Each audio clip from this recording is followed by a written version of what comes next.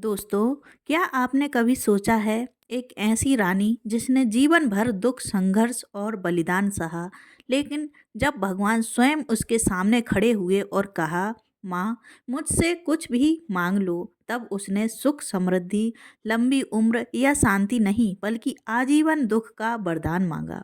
हाँ, ये कहानी है महारानी कुंती की, पांडवों की माता, जिनकी जिंदगी महाभारत से भी ज़्यादा रोमांचक और रहस्यमयी रही। आज हम उनकी अद्भुत जीवन गाथा में उतरेंगे और जानेंगे कि आखिर क्यों उन्होंने भगवान कृष्ण से ऐसा विचित्र वरदान मांगा जो कोई सामान्य इंसान सोच भी नहीं सकता। तो तैयार हो जाइए, क्योंकि ये यात्रा आपको भावनाओं, रहस्यों और आध्यात्मिक ज्ञान की गहराइयों में ले जाएगी, जहाँ हर मोड़ पर एक नया चमत्कार छुपा है। महारानी कुंती का असली नाम प्रथा था और वे राजा सूरसेन की पुत्री थीं। बचपन में ही उन्हें अपने चाचा कुंती भोज को दान कर दिया गया, जहाँ से उनका नाम कुंती पड़ा। यहीं से उनकी किस्मत का पहला रहस्यमय अध्याय शुरू हुआ। एक दिन ऋषि दुर्वासा उनके महल में पधारे। कुंती ने उनकी अत्यंत श्रद्धा और सेवा से मन जीत लिया। प्रसन्न होकर ऋषि ने उन्हें एक अद्भुत वरदान दिया, किसी भी देवता का आवाहन करके उनसे संतान प्राप्त करने की शक्ति। यह वरदान सुनने में तो अद्भुत था, पर कुंती को नहीं पता था कि यही शक्ति आगे चलकर उनके जीवन में सुख से ज़्यादा दुख का कारण बनेगी। क्योंकि चमत्कार हमेशा वरदान नहीं होते, कई बार वे जीवन की सबसे बड़ी परीक्षा भी बन जाते हैं। कुंती अभी युवा ही थीं और जिज्ञासावश उन्होंने ऋषि दुर्वासा के दिए मंत्र का प्रयोग कर डाला।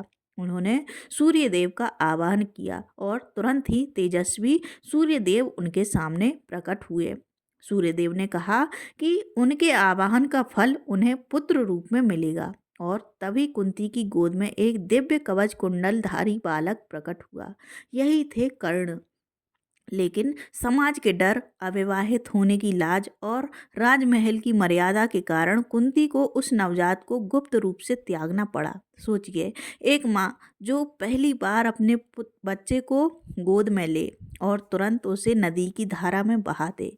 ये दर्द कुंती के दिल में जीवन भर कांटे की तरह चुभता रहा। यहीं से उनके जीवन का दुखों का सफ़र शुरू हुआ, जो आगे चलकर और गहराता गया। कुंती का विवाह हस्तिनापुर के युवराज पांडु से हुआ। पांडु एक वीर और धर्मनिष्ठ राजा थे, लेकिन एक दुर्भाग्य ने उनके जीवन की दिशा बदल दी।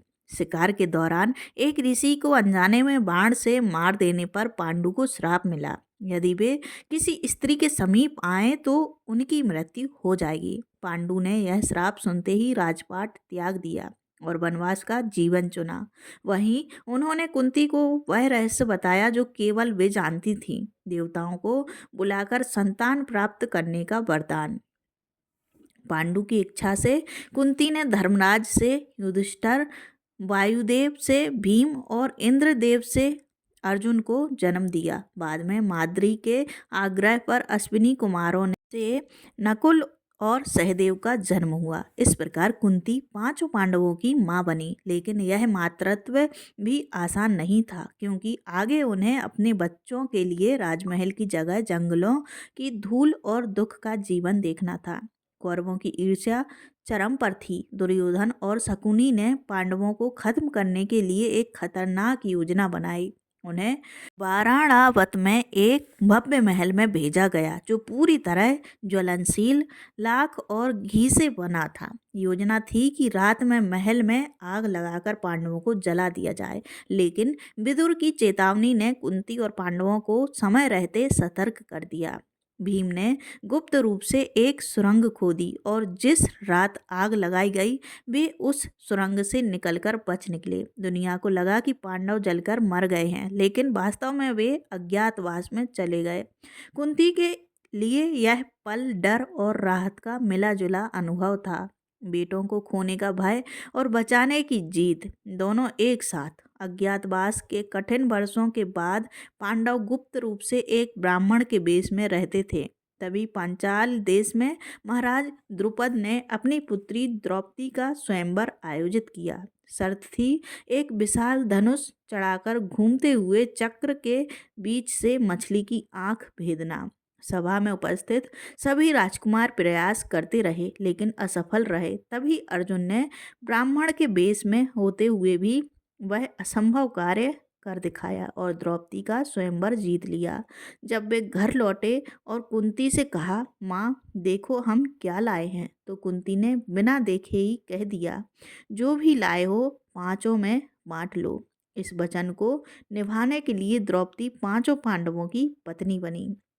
लेकिन यहीं से दरबार राजनीति और अहंकार की जंग शुरू हुई, जो महाभारत युद्ध का बीज बन गई। हस्तिनापुर लौटने के बाद पांडवों को कौरवों के साथ राज्य का आधा हिस्सा मिला, जहां उन्होंने इंद्रप्रस्थ बसाया। लेकिन दुर्योधन और शकुनी की जलन यहीं खत्म नहीं हुई। शकुनी ने पासे के खेल में युधिष्ठिर को फंसाया और वे एक एक करके अपना राज्य, भाई, स्वयं को और अंत में द्रौपदी तक को दांव पर हार बैठे।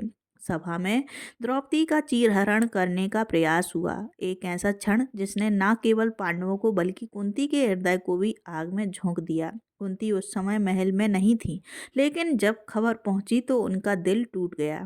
दुर्योधन की शर्त के अनुसार पांडवों को 13 साल का वनवास और 1 वर्ष का अज्ञातवास भुगतना पड़ा। कुंती अपने बेटों और बहू के इस अपमान का बदला लेने के लिए भीतर ही भीतर जल रही थीं, लेकिन उन्हें पता था ये युद्ध टाले नहीं टलने वाला था। कौरव और पांडवों के बीच का तनाव अंततः कुरुक्षेत्र के मैदान तक पहुंचा। युद्ध से ठीक पहले कुंती ने एक ऐसा कदम उठाया जिसने इतिहास की धारा बदल दी। उन्होंने गुप्त रूप से कर्ण से मुलाकात की। हाँ, वही कर्ण जिसे जन्म के तुरंत बाद उन्होंने नदी में बहा दिया था। कुंती ने कर्ण को सच बताया कि वह उनका सबसे बड़ा बेटा है और पांडवों का ही रक्त है। उन्होंने कर्ण से युद्ध में पांडवों का साथ देने की विनती की, लेकिन कर्ण ने अपने मित्र दुर्योधन के प्रति वफादारी निभाने का निर्णय लिया। हाँ, उन्होंने यह वचन दिया कि युद्ध में वे केवल अर्जुन से ही भिड़ेंगे और बाकी पांडवों को नहीं मारेंगे। यह रहस्य कुंती के दिल पर बोझ बन गया।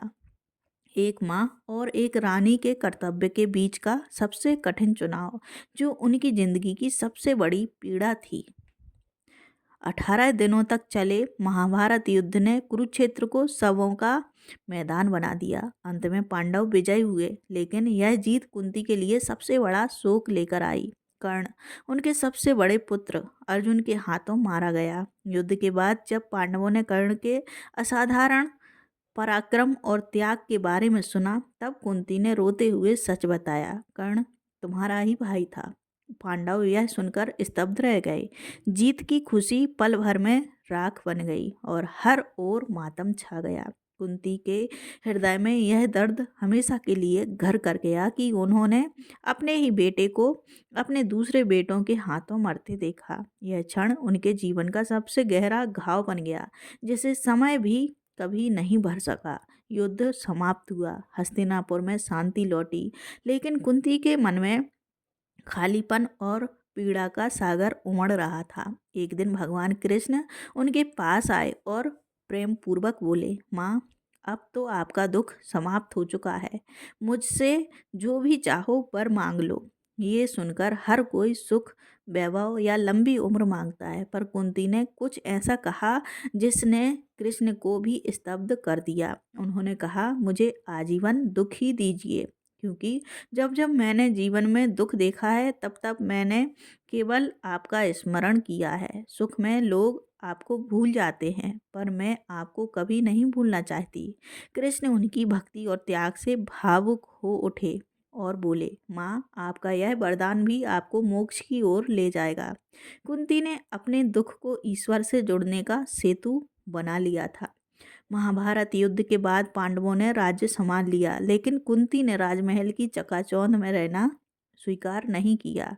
उन्होंने गांधारी और धृतराष्ट्र के साथ वन की ओर प्रस्थान किया। हिमालय की शांत गोद में उन्होंने अपने शेष जीवन की तपस्या और ध्यान में बिताया। कुंती जानती थी कि उन्होंने जितना भी जीवन जिया वह बलिदान, त्याग और कर्तव्य के लिए था, ना कि व्यक्तिगत सुख के लिए। अंततः एक दिन वन में लगी आग ने उन्हें अपनी लपटों में समा लिया। लोग कहते हैं वह आग उनके लिए अंत नहीं बल्कि उस मोक्ष की शुरुआत थी जिसे पाने के लिए उन्होंने जीवन भर ईश्वर का स्मरण किया। कुंती की कहानी हमें सिखाती है सच्ची महानता सुख में नहीं बल्कि दुख में भी ईश्वर को याद रखने में है।